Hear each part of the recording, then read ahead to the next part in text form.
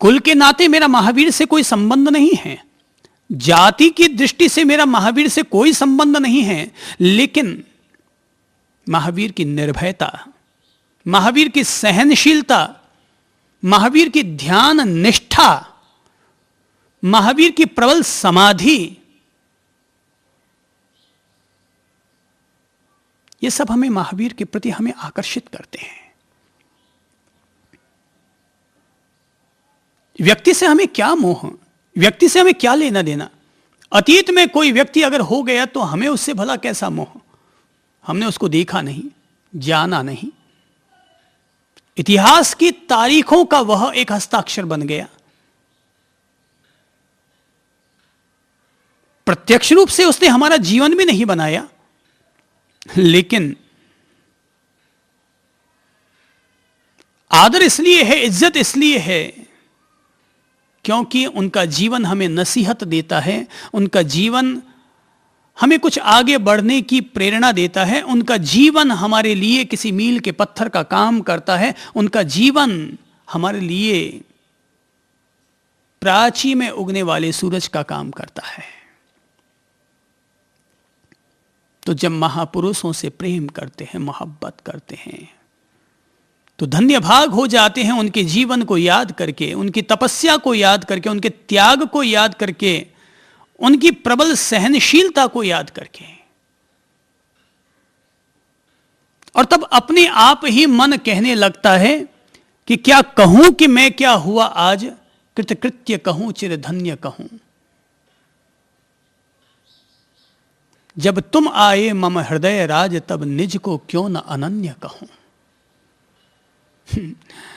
क्या कहूं कि मैं क्या हुआ आज, कि हे महापुरुषों तुम्हें जब याद करता हूं तो मैं कैसे बताऊं कि तुम्हें याद करने से मेरे भीतर क्या हो रहा है। तुम्हें याद करने से दिल देवालय बन रहा है, तुम्हें याद करने से आंखें छलक आती हैं, तुम्हें याद करने से जिह्वा मिठास से भर जाती है, तुम्हें याद करने से मन नहीं रहता, मन तब मंदिर बन जाता है। मैंने कहा ना कि एक साधारण सी दिखने वाली वस्तु भी असाधारण परिणाम दे जाया करती है। तो जो बातें इतिहास के पन्नों की बातें हो गई, वे बातें भी हमारे लिए चमत्कार कर सकती हैं, हमें बदल सकती हैं, हमारा रूपांतरण कर सकती हैं। भाई, हर बरगद बीज ही होता है कभी, हर विद्वान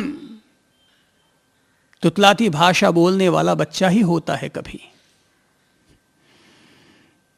बात बदलने की है। बदल गए तो रंग निखर कर आ गया, न बदले तो कीड़ा सदा कीचड़ में ही समाया रहा। फिर वो कीड़ा चाहे मैं बनूं, चाहे आप बने, चाहे और कोई बने,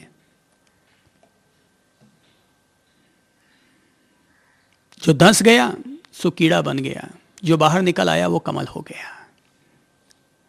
महावीर मुक्ति का कमल हमें थमाते हैं, उनका जीवन हमारे लिए मुक्ति का कमल बनता है।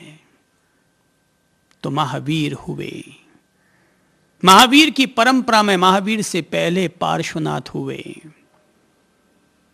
पार्श्वनाथ से पहले नेमिनाथ हुए, और नेमिनाथ से पहले ऋषभदेव हुए। एक लंबी श्रृंखला है भाई। जैसे दीप से दीप जलते हैं और दीप से दीप जुड़े होते हैं, जैसे कंधे से कंधे मिले होते हैं, ऐसे ही महापुरुषों से महापुरुष जुड़े हुए हैं, मिले हुए हैं, गुंथे हुए हैं, मोतियों की माला की तरह, फूलों के हार की तरह। और ऐसी कहीं भूल मत कर बैठना कि जैसे लोग रुद्राक्ष की माला पहनते हैं, हम भी महापुरुषों के नाम की माला फेरने लगे, माला गले में पहन बैठे। महापुरुष गले में धारण करने की चीज नहीं है, महापुरुष दिल में धारण करने की चीज है। तो ऋषभदेव हुए, अनगिनत वर्ष हो गए उनको हुए। कितने वर्ष हुए इसकी गिनती करने बैठोगे तो झमेले में पड़ जाओगे। क्योंकि अपन सब लोगों की गणित बहुत छोटी है और दुनिया में इतनी शताब्दियां बीत चुकी हैं अब तक कि उन शताब्दियों के दिनों की गणना करना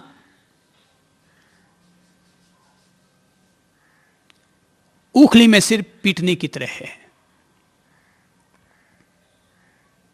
तो ऋषभदेव को हुए अनगिनत वर्ष हो गए, राजकुमार बने, राजा भी बने, मगर वो ऐसे राजा नहीं बने कि जैसे कि दूसरे राजा लोग युद्ध करते हैं, बेहिसाब अपनी सीमाएं बढ़ाते हैं। वो एक ऐसे राजा हुए जिन्होंने दुनिया को जीना सिखाया।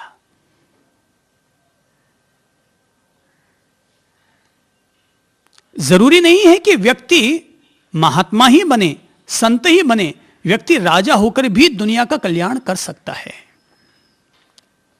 अग्रवालों के प्रथम गुरु अग्रसेन जी कहलाते हैं। वो राजा ही तो थे, कोई महाराज थोड़ी थे, कोई संत थोड़ी बने थे।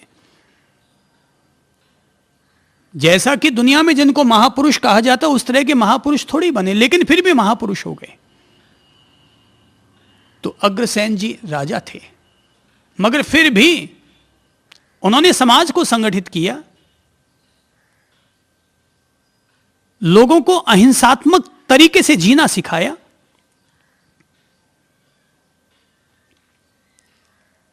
अपने भाइयों के काम आने का तजुर्बा दिया।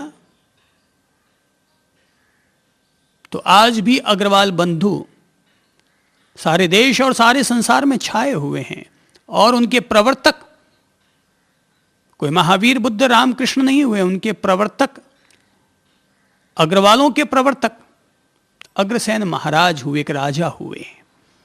तो ऋषभदेव भी एक राजा थे, मगर राजा होकर के भी उन्होंने लोगों को सिखाया। जो सिखाए वो गुरु, जो सिखाए वो टीचर।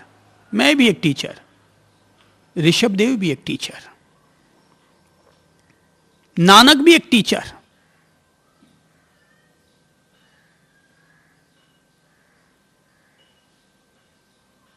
अरविंद जी भी एक टीचर। तो ऋषभदेव भी एक टीचर हुए, शिक्षक हुए। थे राजा मगर शिक्षक हुए। उन्होंने दुनिया को शिक्षाएं दी और उन्होंने दुनिया को सिखाया कि कैसे लिखा जाए, कैसे पढ़ा जाए, कैसे खेती की जाए, कैसे शस्त्र और हथियार चलाए जाएं, कैसे अपनी आत्मरक्षा की जाए। तो इसलिए ऋषभदेव दुनिया के पहले टीचर हुए जिन्होंने राजा होकर के भी दुनिया को सिखाया। लो ना, भारतवर्ष के एक महान सम्राट का नाम लेता हूं, सम्राट अशोक, जिसने दुनिया को अहिंसात्मक तरीके से राज्य करना सिखाया। महावीर ने तो संत बनकर के दुनिया को अहिंसा का पाठ पढ़ाया। बुद्ध ने तो श्रमण बनकर के, भिक्षु बनकर के दुनिया को करुणा का पाठ सिखाया। पर अशोक,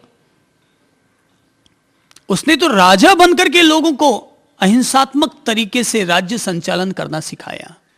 यह बहुत बड़ी बात है। गांधी ने अहिंसात्मक तरीके से देश को आजाद करना सिखाया। यह बहुत बड़ी बात है। दुनिया के इतिहास में ऐसे पन्ने बड़ी किस्मत से ही लिखे जाते हैं कि देश को आजाद अहिंसात्मक तरीके से किया जा सकता है। ये गांधी हुए भाई, गांधी।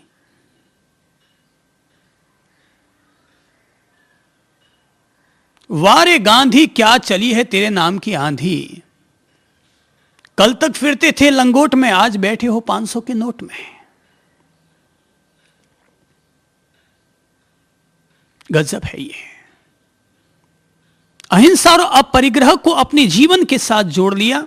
और ये दुनिया जहां पर राजनेता केवल अपना दामन भर रहे हैं, अपना आंचल भर रहे हैं, अपनी पेटियां भर रहे हैं, वहां गांधी ने एक ऐसी गिरी चला डाली, एक ऐसी गांधी गिरी चला डाली, एक ऐसी टोपी चला डाली कि लोग उस टोपी को सिर पर पहनना भी अपने राष्ट्र का सम्मान समझते हैं।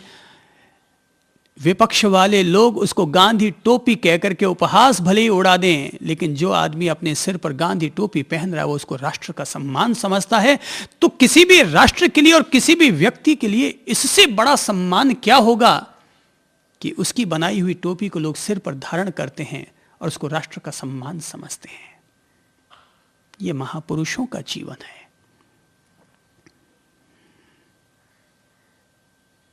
तो ऋषभदेव ने भी सिखाया। जब वो राजा थे, राजकुमार थे, तो दुनिया को उस तरीके से जीना सिखाया। और जब वो संत बन गए, श्रमण बन गए, वैरागी बन गए, जोगी बन गए, जंगल के जोगी, तो अनुत्तर योगी बन गए। तो जंगलों में जाकर वो तपे, जपे, खपे।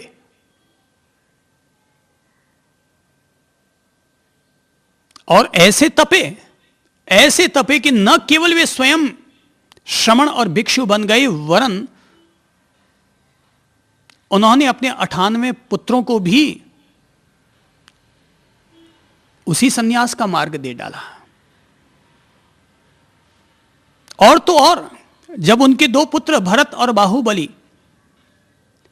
चक्रवर्ती बनने की ललक में जब आपस में झगड़ पड़े, तो उन्होंने बाहुबली के लिए भी सन्यास का मार्ग प्रशस्त कर डाला।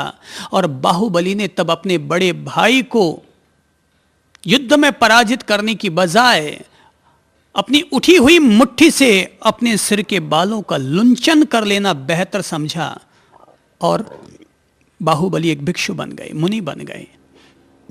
आज भी श्रवण बेलगोला में उनकी विशाल काय आदर्श प्रतिमा स्थापित है। बड़ी भव्य, बड़ी सुंदर, बड़ी मनोरम, बड़ी नयनाभिराम, बड़ी दिव्य। आज भी लगता है जैसे वो नव्य हो, नई नई बनी हो। प्रेरणा मिलती है इनसे। ऋषभदेव के जीवन से हमें कर्म करने की प्रेरणा मिलती है। ऋषभदेव के जीवन से हमें वैराग्य की प्रेरणा मिलती है। ऋषभदेव खुद मुक्त हुए, उससे पहले उन्होंने अपनी मां मरुदेवी के लिए मोक्ष के दरवाजे खुलवा दिए। यही तो है खास बात कि एक बेटा अपना उद्धार करे, उससे पहले अगर अपने मां बाप का उद्धार कर डाले तो उनका संतान होना सार्थक हो जाता है। संतान होना सार्थक हो जाता है।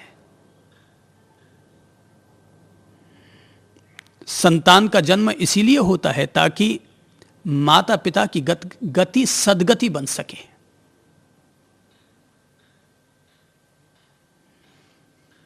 तो ऋषभदेव महापुरुष हुए।